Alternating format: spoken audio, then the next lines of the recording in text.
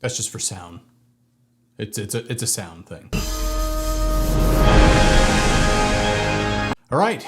Hi, Josh C here. Josh C here. That's so stupid. Let's just get on with it and talk about Poor Things. Film stars and it's directed by Yorgos Lanthimos. I'm pretty sure I nailed that. So the film is about Bella Baxter and her father, God, or Godwin. It's about reanimating a corpse and putting her dead fetus baby's brain into her body. Essentially what it looks like is the film kind of brings you through all of those steps, literally, from the time that she, is like kind of the infant mind over to the, not full grown woman, but kind of full grown woman, and the struggle between her life outside of the house. You can see it in the trailers. I mean, she's kind of like walking around. It's a lot better than I am doing. She's walking around and she's trying to like learn how to use her body because I mean we're kind of seeing a little bit more of it as a baby in a full-grown woman. That's how the character is. And God, her father, is kind of like this mangled, experiment from his previous father, basically passing it down and trying to create life, or rather reanimate life. I mean, it really is playing on that name. I mean, it's also looking at it from kind of like a lens of, is this person, Frankenstein's monster? That's what I was kind of like seeing throughout the entire time that I was there. I was wondering what the f this was, how they were going to try to translate that kind of work or what we've seen in the past of something like that into this movie. I kept seeing those kind of comparisons where he would, be talking about like, oh, well, why is his thumbs the way that they are? They're the way they are because my father put them in these vices and everything like that and squeezed them and, experiment on me, and I would concentrate on my fingers and kind of go. I don't know what the any of that meant. If you've seen movies by Yorgos, you have kind of a template to knowing what you're going to be getting yourself into when you're watching this movie. So fun. She's such an amazing actor. She's such a huge talent. And I mean, besides the fact that she gets naked a lot, but I mean, like, seriously, she brings a lot of joy to the character. I mean, the type that she is, and whether or not it's kind of weird between her mannerisms and how she's speaking and the way that she's walking to her collective time with some of the characters and, and kind of seeing that growth.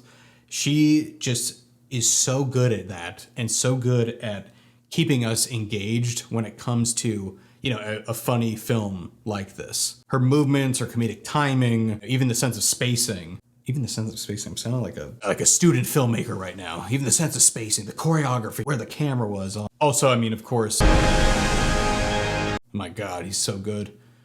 I mean, he wasn't naked. Which is a bummer. It's a bummer. It's a bummer that he wasn't. But, I mean, I saw Antichrist. He's naked in that a lot. Don't go see that movie expecting something like Poor Things. Ooh, it's like just a lot of cock battering and everything. So, and another, big thing is the sets. Yorgos has a really great touch to this, and they kind of have somewhat of a Tim Burton style, like a little bit of that cartoony style that plays into fantastical things. But then what Yorgos does is he has it sort of grounded, cartoonish to grounded. I mean, maybe something similar to early Guillermo del Toro. We get to walk through it as almost as like we're kind of flipping through a children's novel. Wow, maybe I'm unlocking some sort of version of the theme of this movie. The combination between this kind of story plays into exactly the expectation of what we're seeing with Yorgos. Favorite, The Lobster, The Killing of a Sacred Deer. They kind of all have this, I would say, weirdness to it, depending on kind of your taste of movies. Kind of fits almost into that small area where, you have art films here, and then you got, fart films, whatever, like the blockbuster films and everything. It kind of fits a little bit in between here to give, an audience member a little bit of taste of each one of those things. Considering the fact that he had such huge stars and it's a weird story, it has the signature style and it has something that's so fantastical that it really It really ropes you in. But there are things that will make you'll have to really decide as a moviegoer whether or not this is the kind of thing that you're actually going to want to see. Now look, if you're watching this, you're all the way through, still watching it, you know that I'm an expert at all things. I can tell you the number one thing you want in art is length. As you know, I kind of set that up. I don't know if it probably didn't hit for a lot of people. It's so long. Sometimes whenever you're watching some of these art films, you can really feel the runtime. The good thing about it is that it kind of forces you to keep going. The bad thing about it is that there are times when you audibly yawn in the theater and make the person right next to you uncomfortable. I didn't do that. Gotta fix my hat. They have interesting cinematic language. I mean, it has specific storytelling through even their lenses. Fisheye, the wides, push in. They do a lot of things that are more experimental, which actually I think are outside of that stretch. And it's relieving to see that is still working within movies, but it's hard because I don't know what the message is of those specific angles. I gotta look at, the ones that are breaking down the videos of specific themes and everything else outside of that, just to be able to understand what the camera was saying while the character was on. These are one of those art movies that feel like a one and done. I had a teacher that used to say to us that basically movies were always meant to be seen once. It's telling us that the experience itself has to be the message that you take out of it, right? The long lasting effect, the thing that you talk about right after the movie, essentially the feeling that the movie is portraying or that you take away from it. I don't know if I consider this mainly a bad thing, but it's definitely something for the art people. There is a weird disconnect in some of these instances, and you'll notice it whenever you're in those theaters and you're just watching the movie, enjoying what you're actually watching, and then of course there'll be a scene in which you'll have a character be like, oh, well, it was only a matter of time before the chicken crossed the road. Yes, but the chicken itself believed itself to be human. We have people like me and being like, all right, well, that's something. And of course you got the dickheads that, I mean, maybe they're not dickheads. You got the art people right in the back of you being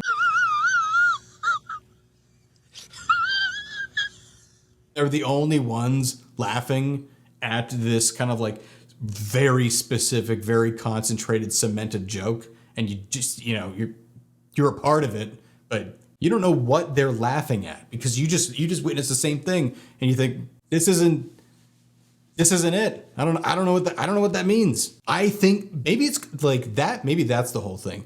Maybe I'm an idiot, but it has those moments that also cater to people that are above and beyond the cinephile. They're the ones that have the top 4 movies that are things that people have never heard of, that came out in the 60s all the way to the 90s, that were on VHS and there was 10 copies of them and nobody ever watches those. I used to be one of those people.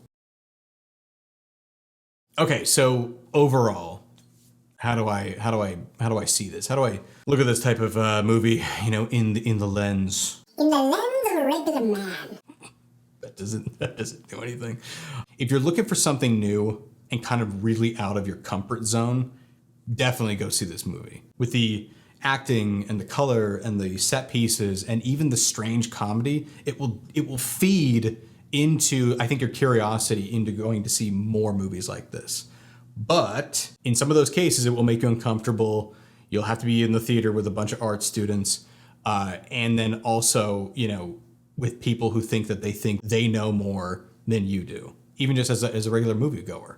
If you have a specific style of thing that you like to see, you're set on going to see Equalizer 3-4 times, right? I mean, it's just complete dad movies. This is something that you will never, ever see. But I would encourage, get out of the comfort zone, go see the movie, take a look at it, and, maybe take a look at yourself and think maybe there's other things out there that you're missing, that kind of pair well with something like this that you can then, feed into, that you can actually work your way past whatever your habits are when it comes to watching movies or TV shows. And that way you can kind of open up a little bit more to something weirder. You can open up more. You can open up more. Open your legs. Don't do that. And that's the way that I see it. And that's the way that I see it. Is it art or is it fart? Oh, so dumb. All right. See you later.